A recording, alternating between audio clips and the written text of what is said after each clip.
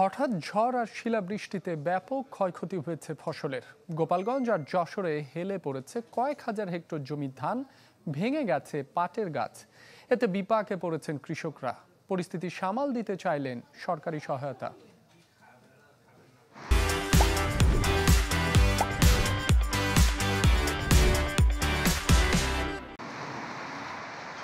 গেল সোমবার গোপালগঞ্জে হঠাৎ করেই শুরু হয় ঝড়, সাথে শিলাবৃষ্টি।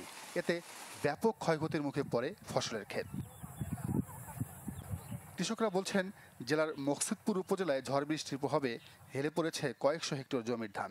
আগা ভেঙে যাওয়ায় হুমকিতে পাটের আবাদও। পাশের যত জমি আছে সব জমির ধানগুলো সব শুয়ে পড়ছে।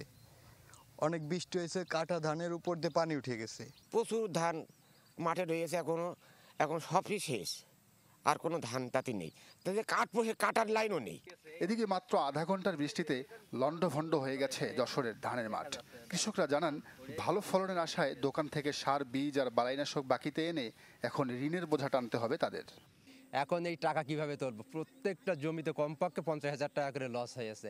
আমার যে কয় বিঘা জমি আছে, আমার 4-5 লক্ষ টাকা লস হচ্ছে। এতে সব জায়গা জমি তো মানুষের কাছ থেকে লিজ নিয়ে করতে হয়, তাই এখন কিচ্ছু নেই। আমাদের এখন পথের ভিখারির মতন হয়ে গেছে। এখন কাটা ধানও মাটিতে মিশে গিয়েছে। এখন আমার জোনের যে টাকা আর মাহাজনের যে টাকা, বিভিন্ন সারের টাকা এখন আমি কোথার থেকে দেব, এবং আমার পরিবারের যে খরচ, আসলে আমি এখন খুব অসহায়। এমন পরিস্থিতিতে সরকারি সহায়তা চাইলেন ক্ষতিগ্রস্তরা।